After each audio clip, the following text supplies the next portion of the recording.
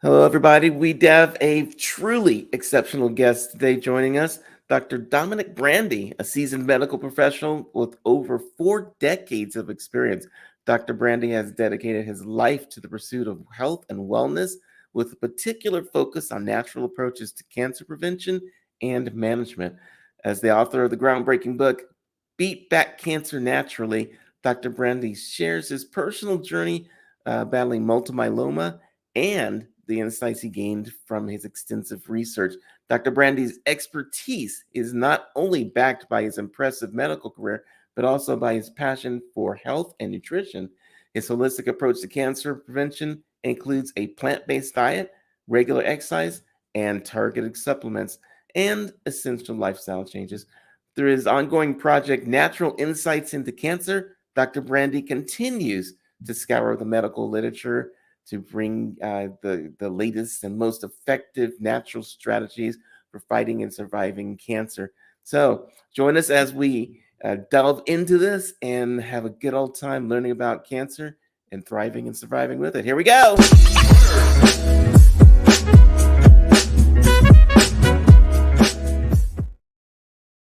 Dr. Brandy, I am excited to talk to you on the show. We talked before and I got into it. I loved it. And I just have more and more to ask you. How are you doing today? Hey, I'm doing great. Okay. Great to be here. Let's start with I want people to know that you are an amazing writer. They need to get your book later. And we're going to talk about that. We're going to talk to you about your experience. Lots of people don't understand that you actually had multiple myeloma. I was going to say had, but do you still have, or is it a had thing? Yeah, multiple myeloma is an incurable blood cancer. For your listeners, it's a cancer of the B cells. They're the cells that make antibodies. Mhm. And at this point, it is incurable. I was able to get myself into a complete remission in about 6 months. And I'm in what they call a functional remission. There's 2 oral medications that I originally took, and then I have gradually over 5.5 years been able to reduce those, so they're at very, very low levels. And we're actually at this point, we're just trying to wean me off to see if maybe I'm one of the first ones that's actually cured of multiple myeloma. So we'll see how that goes. So you started your story was you discovered this while you were on an actual cruise, and you started the plant-based diet that you are a proponent of now a couple of weeks or several weeks before you actually found out that you had multiple myeloma. And in your book, you talk about how that's important if someone is going to have certain types of treatments to start with the plant-based diet beforehand. Like why is that? And why is a plant-based diet important at all? Why not just eat like, fish and meat and all that kind of stuff? Well, the one thing I always stress in any of these kind of podcast interviews, when I first got diagnosed, there was a article I came across in the journal Nature, and Dr. Nikhil Munchki, he's a famous myeloma researcher, MD, PhD, and he stated a statistic that really blew my mind. By the time you are diagnosed with multiple myeloma, you have about 5,000 DNA mutations in that cancer cell. And by the time you relapse, you're up to about 12,000. Wow. So, and a lot of that is most likely from the chemo drugs that people are taking, but also just through normal aging. Every day we get about 19,200 hits to our DNA. And thankfully, while we're sleeping, a lot of that DNA is repaired, but some of it doesn't. So when I'm counseling cancer patients, especially ones that are in remission, I mean, my job is to try to jack up the antioxidant content of their food, because antioxidants actually neutralize what are called free radicals. Free radicals are molecules that are really formed in the trillions every day by your mitochondria, and they damage cellular membranes. They cause DNA mutations. So the higher your antioxidant intake, the lower the free radical activity, and then the lower the DNA mutation damage and so forth. Plants have 63 times the antioxidant power compared to animal products, and especially processed food. That's probably the worst. Yeah. um, But so my job is, if somebody has cancer or they're in a remission, I really encourage them to try to go full whole food, plant-based if they can. If someone is in their 40s and they're healthy, I recommend more of a plant strong diet. The National Cancer Institute recommends 9 servings of fruits and vegetables for the prevention of cancer. And the way they came up with that recommendation is that the science shows over and over again that cultures and cohort research groups that eat more plant-based have much lower incidence of cancer. So, and 9 servings of fruits and vegetables might not sound like a lot, but No, it sounds like a lot. Like, how do you yeah, get 9 servings of vegetables, yeah. including I mean, breakfast? like there's an report. It's kind of a CDC report, and they did a study, and the average American only eats 1.8 servings of fruits and vegetables, and that's counting French fries as a vegetable. If I can get ketchup as a vegetable, I'm all about it.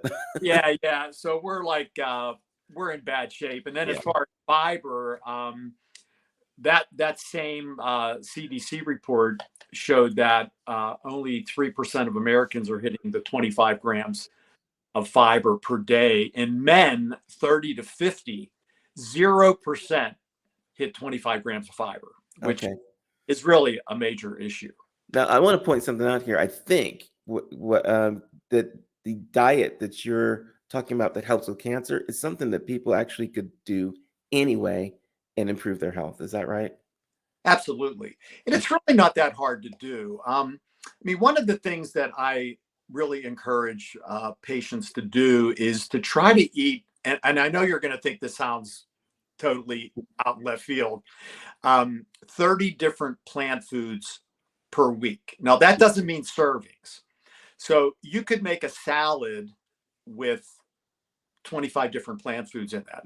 The salad I eat every day, I've actually counted the number of plant foods in there, and I usually have about 25 in there. So instead of putting a bunch of lettuce, maybe some carrots, onions, tomatoes, I'll put a couple broccoli, a couple cauliflower, I'll put some peas, some corn, some onions. Why so much? Why so many different varieties? Why not just eat lettuce and tomatoes? The American Gut Project, it's really one of the largest research projects ever done on the gut bacteria. And just so your listeners know, we have about 37 trillion bacteria in our large colon. We have about 37 trillion cells in our body. So we have as many bacteria in our colon as we do the cells in our body. And what's interesting is when you really start studying about the gut microbiome, those bacteria control about 70% of our immune function. They also release about 90% of our serotonin. That's our happy hormone. People probably know serotonin uptake inhibitors. That's what antidepressants are. And about 50% of our dopamine is released by these gut bacteria. So they're like really important for our mood. And they also decrease our appetite through GLP-1, PYY, leptin. In fact, one thing that's interesting, and I think we had talked about this before, they've done fecal transplants from obese and lean twins into rodents. For instance, they've taken an obese identical twin, did a fecal transplant into a lean rodent, and the lean got fat, and then vice versa. They took the lean twin, did a fecal transplant into a fat rodent, and the fat rodent got lean. And they've repeated that study hundreds of times, and it always comes out the same. So it's really important to have a very diverse, vibrant gut microbiome. And we basically have good bacteria and we have pathogenic bacteria. We have about 1,000 plus different species of bacteria. We have about 500 plus that are Prevotella and their subspecies. And then we have about 500 Bacteroides and their subspecies.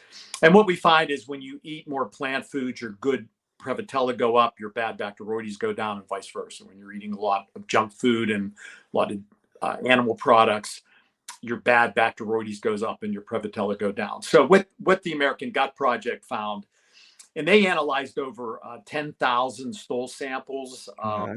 They had these people fill out questionnaires and so forth. They found out people that ate 30 or more different plant foods in a week had the most healthy gut microbiome. They had more diversity, they had more good bacteria. And the people that ate 10 or less per week had the most unhealthy gut microbiome.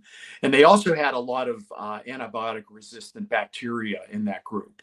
I gotta ask you a question. I gotta ask you a question because you went right by this, and all of a sudden I was like, bingo, why doesn't this work? This doesn't have anything to do with cancer, but if we can transfer the gut microbiome from the thin person to the fat rat, why can't we do that from the thin person to the fat person We could. and help people lose weight? Like, why aren't we doing that? Because I want to try that. It just hasn't gotten FDA approved for that. It is FDA approved for C. diff. I don't know if you've ever heard of that, but some people get antibiotics in the hospital. They're getting these high doses and they kill a lot of the good bacteria. So C. diff is one of those pathogenic bacteria. So it really goes unchecked, and it used to kill about 30,000 people every year. But now it rarely kills anybody because they essentially do fecal transplants on those patients, and they like totally recover. I mean, it's almost like it's magic. So someday it may get approved for that. But right now, it's only FDA approved for C. diff to do that. They actually put them in like a little, Wow. it's kind of complicated the way they do it, but it definitely is something I think in the future we'll be doing. So people will say that's just a bunch of crap, but it's a Yeah. good crap. It's just, I love that. I love that. Yeah. So, But anyway, so yeah. that diversity of different plant foods is not only important for your gut microbiome, because remember, 70% of your immune function actually is controlled by the gut bacteria. And what they do is and it's fascinating, they actually send signals across the lining of your colon. They're called colonocytes, and they actually conduct your immune system. So they tell the B cells where to go. They tell the T cells how hard to fight. They tell, like, when the inflammation's getting out of control in autoimmunity, for example, they tell the T regulatory T cells, hey, you need to tone it down a little bit. So these bacteria are actually conducting the immune system, which is really super fascinating. And obviously, when you have cancer, you need your immune function, your immune system really functioning at a very, very high level, because Right. it needs to destroy as many of these cancer cells as possible. The other thing is, and I give a lot of lectures on this. I have a couple lectures on my website, naturalinsightsintocancer.com. But when you eat a lot of different plant foods, they actually act synergistically. We know that we have over 100,000 plant chemicals in plant foods. I listened to a podcast by Jed Fahey. He's one of the premier experts in the world on phytochemicals. He actually thinks there's over 5 million phytochemicals in plant foods, edible plant foods. But we've only actually studied only about 150 of them. And when we study them consistently, they all have very potent antioxidant activity, anti-tumor activity, anti-inflammatory activity, and they have this amazing ability to affect the way the genes are expressed. But I have to ask you a question about this. yeah, Because the plant thing, I get that. But then in your book, you talk about you've got so many drugs that people take for these cancers, right? right. And then you've got the plant based. And from reading, I'm like overwhelmed. How do you know which way to go if you want to take this drug or that drug and the plants? And how do you know what's really affecting you and who to listen to? You mean as far as the chemo? As far as chemo and just I getting better. Yeah, what I usually recommend when I'm counseling cancer patients, first off, the oncologist is running the conventional part of it, but I really try to give my patients some counsel on what kind of questions to ask the oncologist, because one thing I do strongly urge them to do is ask the oncologist if they can give you the lowest dose possible, because I think sometimes they really overdo it on the chemo. And it's almost like, which one's going to kill you first, the chemo or the cancer? And also, if you give it what they call metronomically, it actually seems to work better with less side effects. So what that means is, instead of giving a giant dose every month, you give smaller doses every week. And they call that metronomic approach. And the reading that I've done and the study I've done shows that that actually works better than just getting a big dose every month. Mm-hmm. And one of the reasons is the cancer, it's developing all these blood vessels so that it can spread. They call that angiogenesis. So that when you give a big dose every month, you're giving that angiogenesis a chance to kind of reestablish itself over the next 4 weeks. Where if you're doing it every week, you really don't give it a chance to develop those new blood vessels. So that's the first thing I do. That's keep the toxicity down. Mm-hmm. And then I usually recommend, targeted supplements. Most of them are herbal supplements that I recommend. I personally take over 30 herbal supplements, but when I Like per day? per day, yeah, I actually do them morning and evening. Like, I constantly keep my bloodstream kind of infused with these anti-cancer properties of certain herbs that I take. For instance, turmeric is the one that I recommend everyone to take, even if you're not a cancer patient, because it has amazing properties. I mean, we know that it affects at least 80 different cancer cell signaling pathways, the turmeric, and it really affects cancer all the way from initiation to progression. So How do you know if the plant base is working, or if it's the medicines that's working, or if it's the supplements that are working? Well, it's really an integrative approach. Like, I recommend, there are some doctors that tell people just to do alternative medicine. And I will tell you, when you do that, you are taking a serious risk. In fact, I've counseled many patients that have gone that route, and they really got themselves into some major issues. Okay. Girl that she's only 32. I think she got diagnosed when she was 29 years old. And I guess someone in her family had chemo at one point, and it scared her. And she was trying to do everything she could to avoid the chemo. And then she was doing, I think it was the Gerson therapy, and things just got worse. Then she tried another alternative, and it even got further worse. And now it's to the point where she's almost into like a stage 3. And now she's doing conventional therapy. So a lot of times patients will get into problems because they really try to avoid conventional therapy. My personal feeling is, you need to do conventional therapy, try to keep the dosage as low as you can, do it metronomically, but also do a plant-based diet, targeted supplements. And I have recommendations that I give each patient. It's kind of individualized.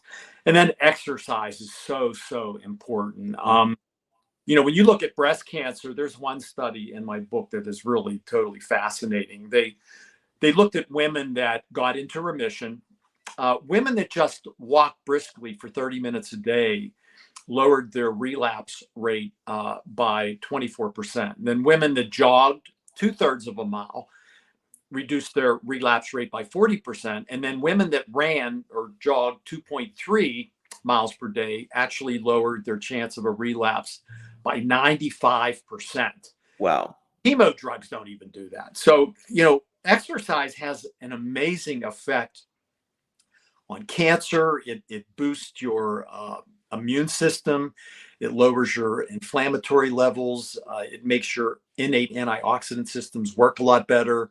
It makes you more insulin sensitive. And that's really important. You don't want to have insulin resistance, because when insulin accumulates at high levels in your blood, that is a very potent stimulator of cancer. Most people don't realize that insulin is actually one of the most powerful cancer growth stimulators in your body. So you definitely want to be insulin sensitive. You don't want to be insulin resistant. And exercise, especially resistance training, is really one of the best ways to keep up your insulin sensitivity. There was one thing you said I read in the book, and it said exercising 6 minutes a day is helpful. Like, go into that, because there's people that say, oh, yeah, I right. don't have time to exercise. Right. So there's one study that shows that just 6 minutes of exercise actually increases your natural killer cell activity. And natural killer cells are the cells that destroy your cells. It increases it by 50%. So anytime somebody gives me this, hey, I'm exercise, you know what?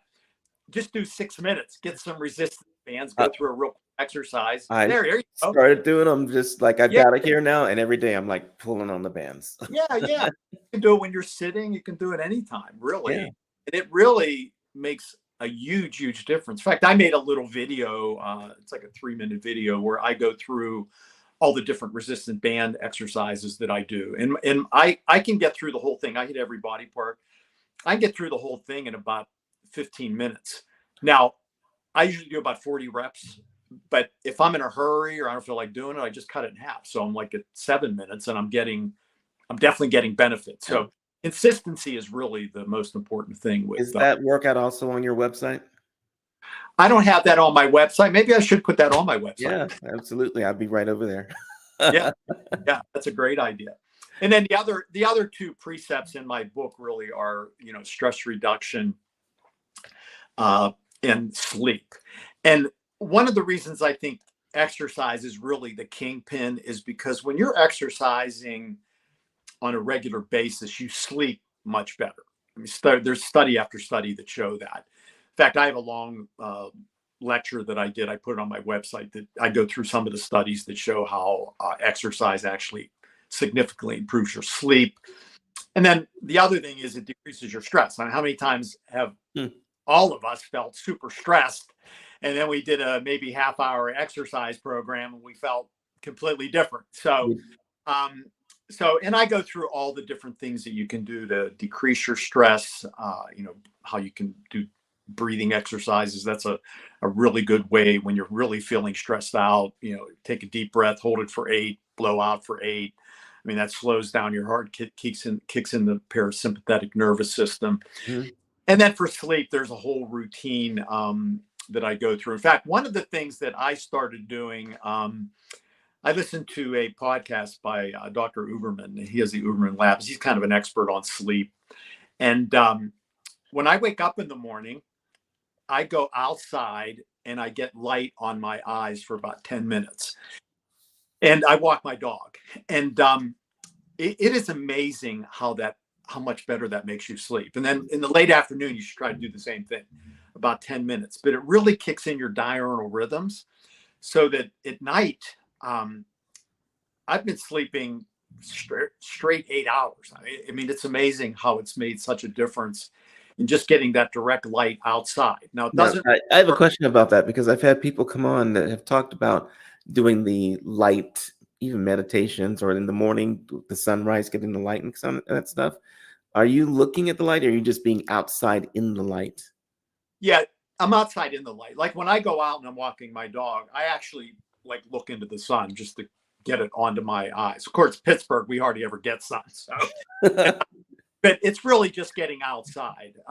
When I listened to Dr. Uberman, he said that it really doesn't work that well if you're inside. Like if you're, inside and it's through windows, you need to get outside and get that light on your eyes. But it really does make really an amazing difference in how well you sleep at night. It really has been life-changing for me as far as my sleep quality. I definitely have to try that out because I keep the window open. It's not the same as being out on the patio where you can actually be in the sun, but that with some earthing sounds like it would actually be a good thing to do. So how do you know that all these things are working? How do you know which one is working? Because there's so many things that people are putting together, and it's just scary to go to the doctor and say, hit me up with this, that, and the other, and everyone has a different philosophy. Well, I mean, they all work synergistically. I think if you just take one independently, it's going to work, but it works better when you do all these things together. Cancer patients, I mean, they can look at their biomarkers. For instance, every month I go in for lab work. So there's a biomarker, for instance, called an M spike. And the M spike is actually indicative of there's a paraprotein that this cancer cell releases. So you keep track of that. There's something called the free kappa chains that you look at. That's another biomarker. If somebody has prostate cancer, they're looking at their PSA level. So there's different biomarkers that are followed in the blood. Mm-hmm. That as a cancer patient, you can follow that. Now, if you're not a cancer patient, there's a lot of other biomarkers. When people go eat more plant strong, they will notice significant changes in their total cholesterol, their bad cholesterol, their ApoB, their triglyceride levels, their blood pressures come down, their insulin sensitivity goes up. So that would be their fasting blood sugar, their hemoglobin A1C, like those things dramatically change. For me, for example, my total cholesterol was 198 when I started eating whole food plant-based. Remember, I started doing that 2 months before I even got diagnosed. Okay.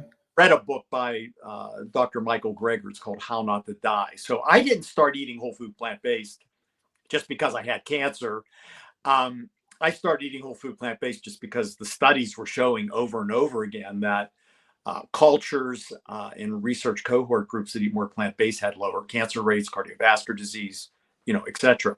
So, but my cholesterol went from 198 all the way down to 124 total. And then my LDL, bad cholesterol started at about 127. It's down to like 64. And when you get under 70, I mean, you actually start getting reversal of arterial plaque in your arteries. It actually starts reversing rather than getting worse.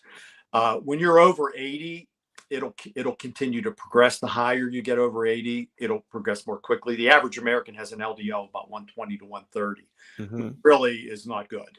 But there's a lot of biomarkers that you can easily track, and I test a lot of that in my through my website. I have if patients go on my website and they hit shop, then they hit nutrient monitoring. I actually do it through Quest. I chat with them first, see what's going on with their health, and then I send them the sheet. They take it to Quest. Insurance almost always covers it, and then the results are sent to me, and then I chat with the patient. I write a long letter, and then I make recommendations, and I usually recommend repeating it like 6 months later, after they've made different health changes. But right.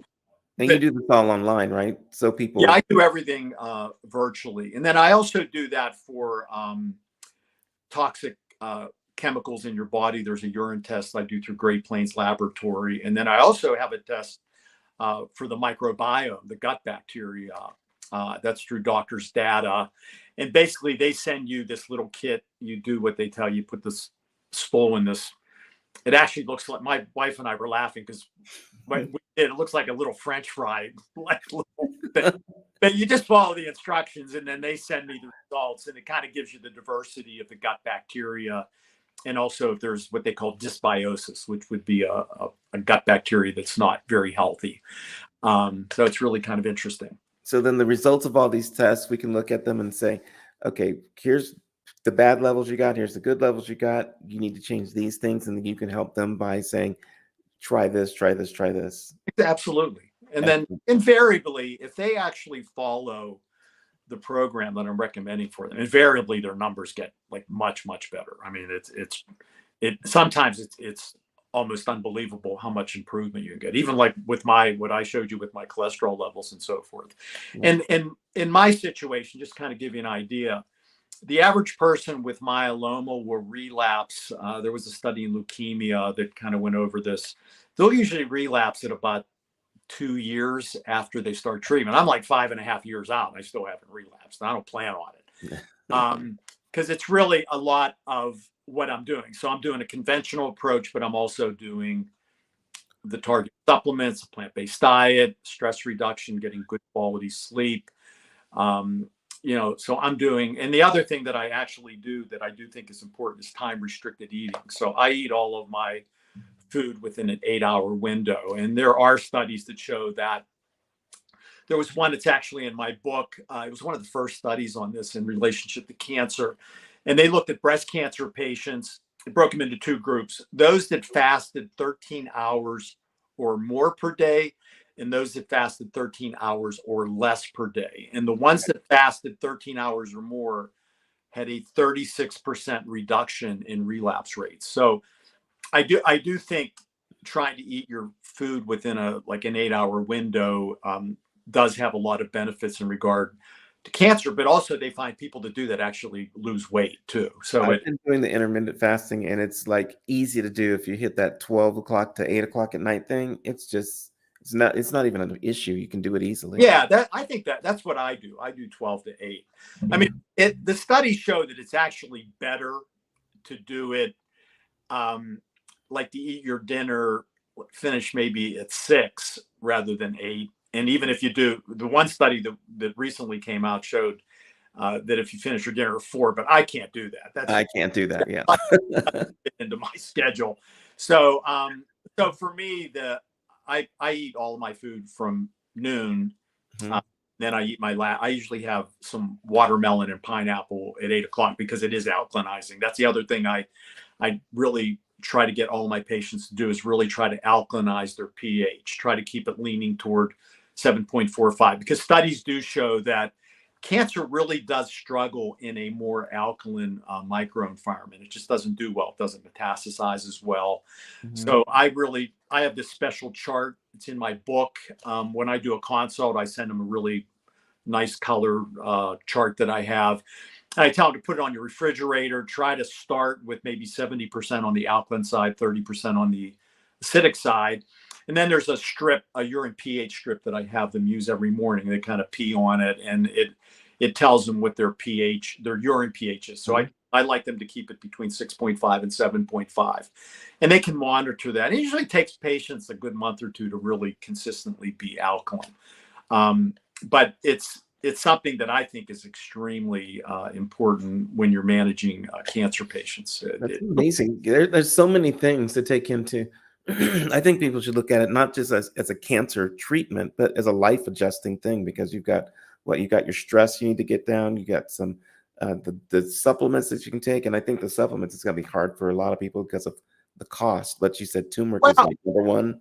I mean, actually, if somebody's healthy, what I usually recommend is the 3 that I recommend are turmeric. There's a black pepper extract that helps the turmeric work better.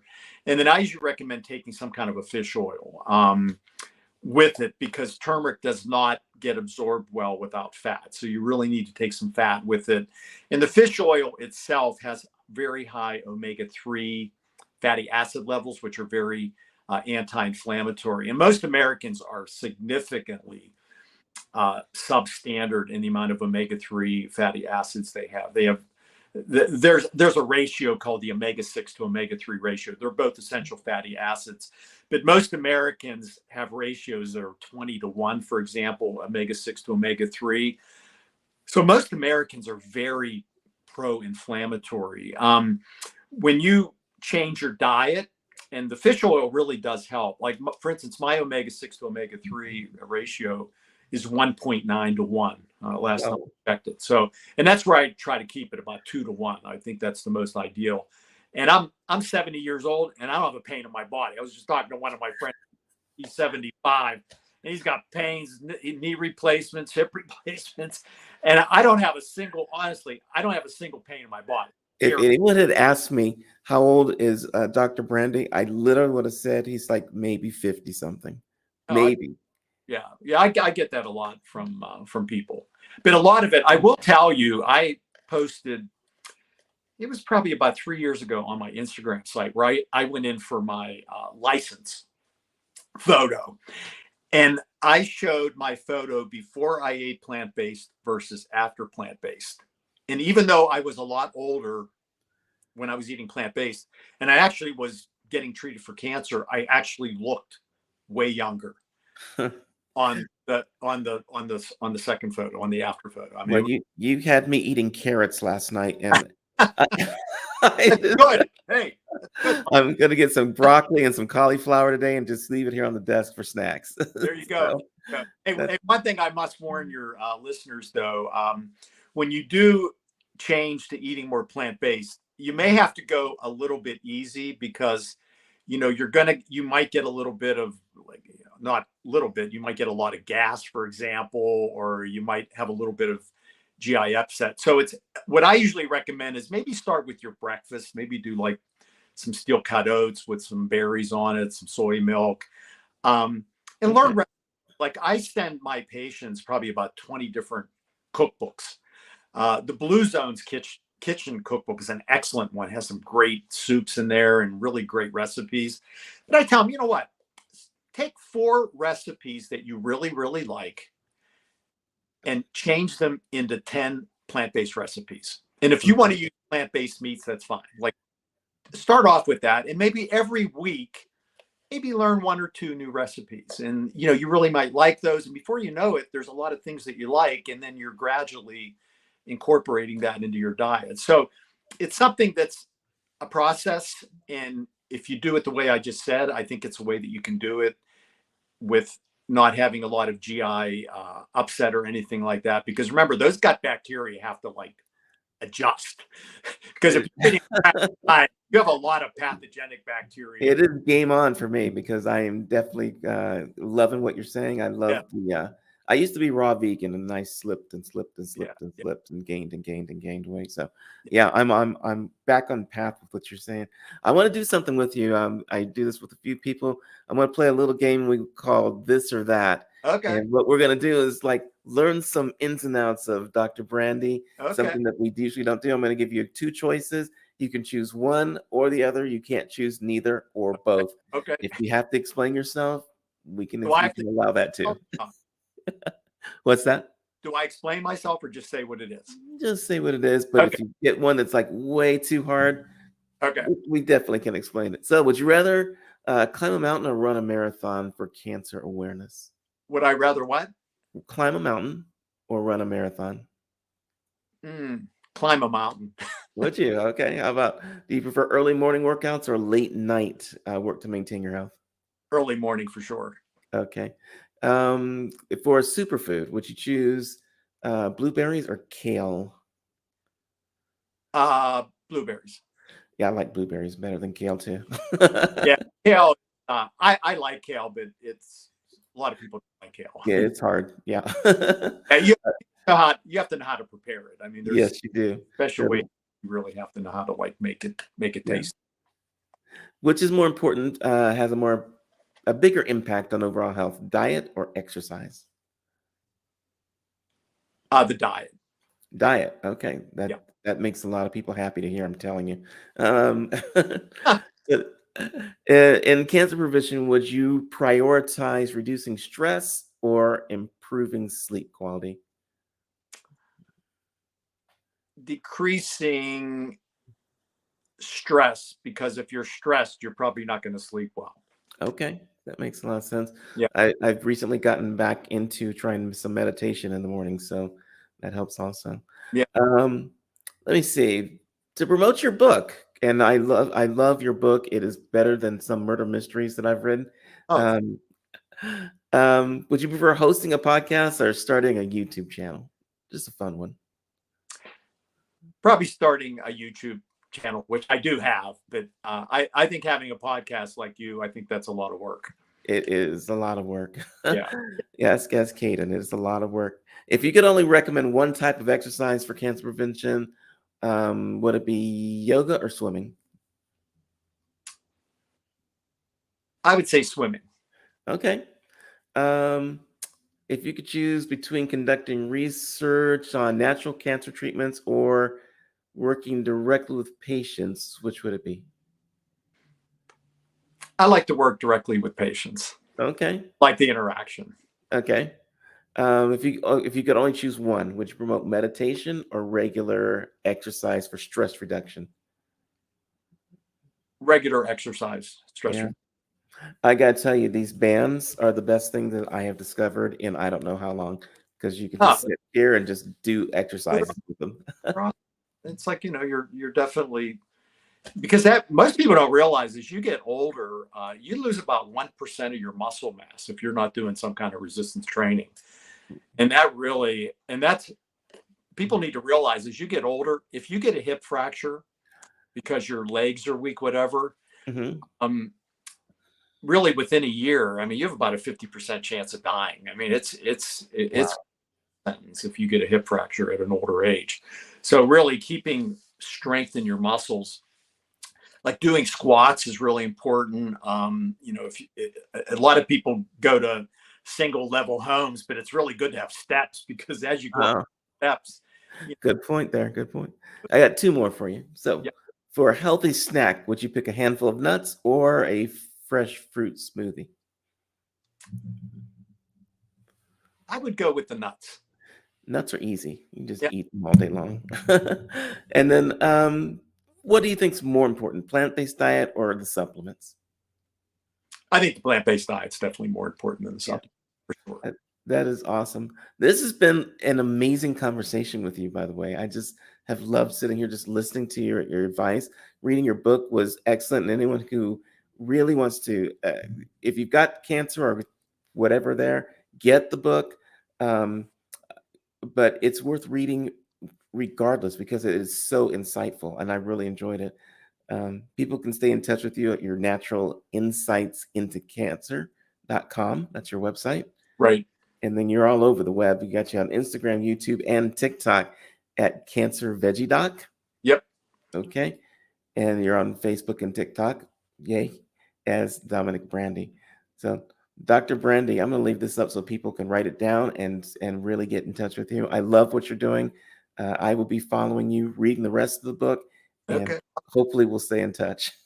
Okay, Michael. Hey, it was great chatting with you.